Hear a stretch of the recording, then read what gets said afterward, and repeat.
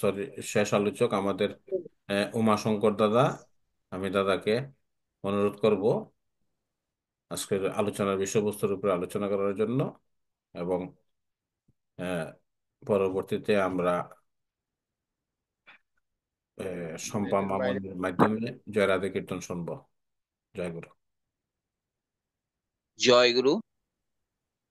প্রিয় পরমেরা আতুল চরণে জানাই আমার অন্তরের প্রণাম। পরমারাধ্যা জগজ্জননী শ্রী শ্রী বড়মার চরণে জানাই আমার অন্তরের প্রণাম।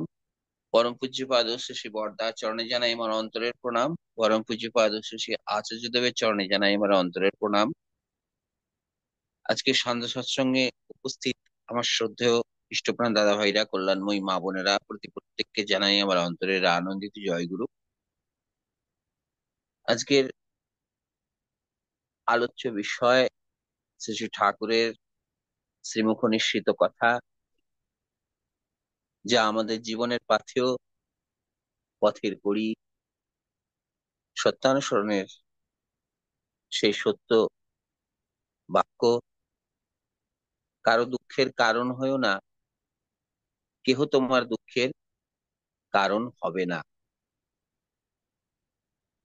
সত্যানুসরণের এই বাণীটি যে পৃষ্ঠায় আছে, সেই পৃষ্ঠাতেই এই বাণীটির ওপরেও নিচে এই দুঃখ নিয়ে ঠাকুর বহু রকম ভাবে বহু কথা বলেছেন। দুঃখের চুলচেরা বিশ্লেষণ করেছেন। চাওয়াটা না পাওয়াই দুঃখ, কিছু চেয়েও না, সব অবস্থায় রাজি থাকো, দুঃখ তোমার কি করবে, সংকোচে দুঃখ, প্রসারণ সুখ। দুঃখ একরকম ভাব, সুখ একরকম ভাব। এরকম বিভিন্ন ভাবে পরমপিতা আমাদের সচেতন করে দিয়েছেন। তার মধ্যে এটিও একটি সচেতন বার্তা, কারো দুঃখের কারণ হয়েও না, কেহ তোমার দুঃখের কারণ হবে না।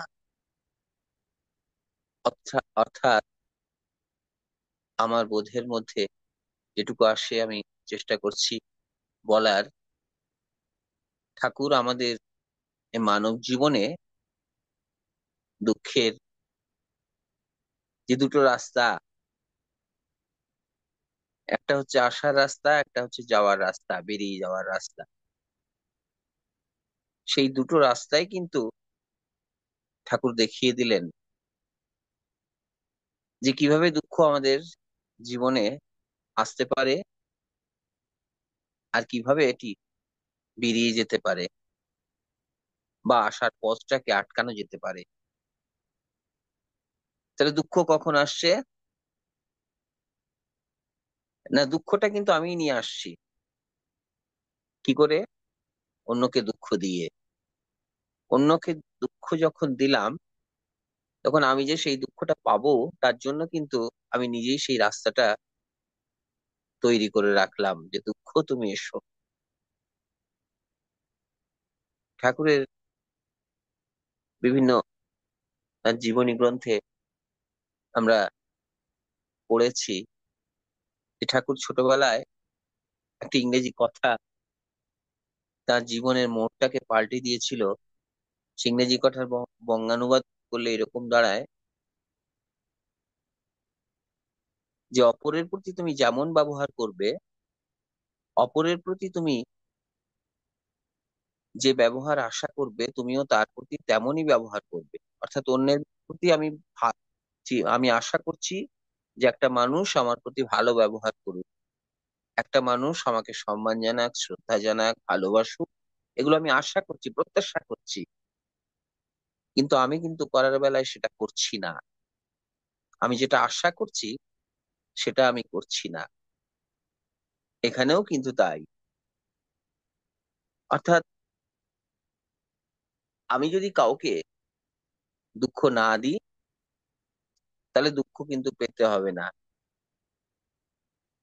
আমি যদি কাউকে দুঃখ দিই, তবে আমি দুঃখ অবশ্যই পাবো।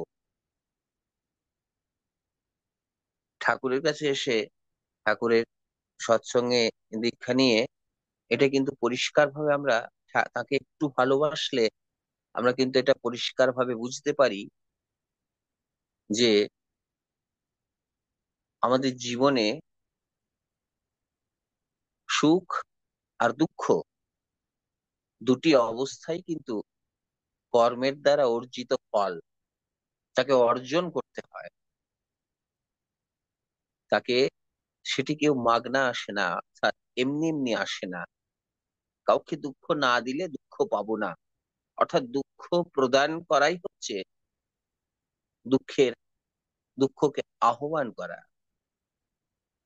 আবার উল্টো দিক থেকে বিচার করলে এটি বোঝা যায় যে কারো সুখের কারণ হলে, কারোর যদি সুখের কারণ হই আমি, আমিও কিন্তু সুখী হব।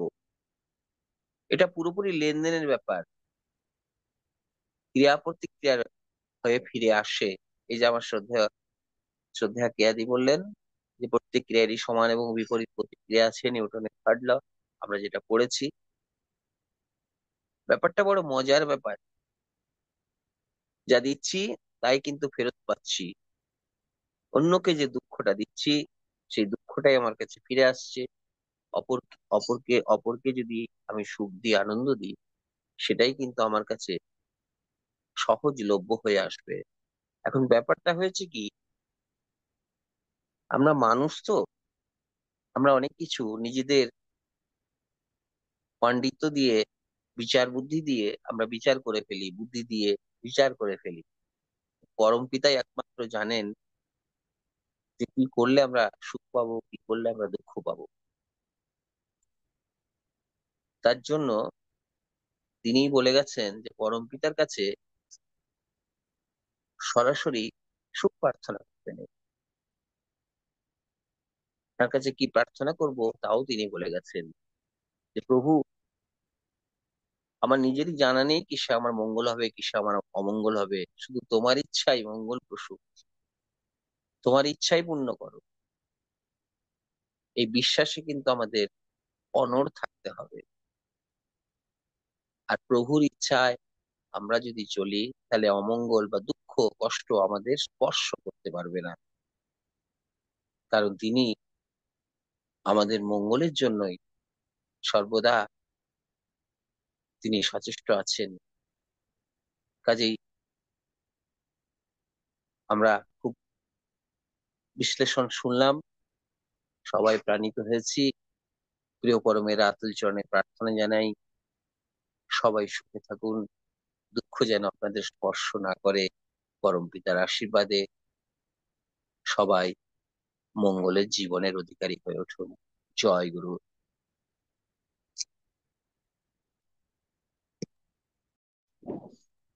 জয়গুরু।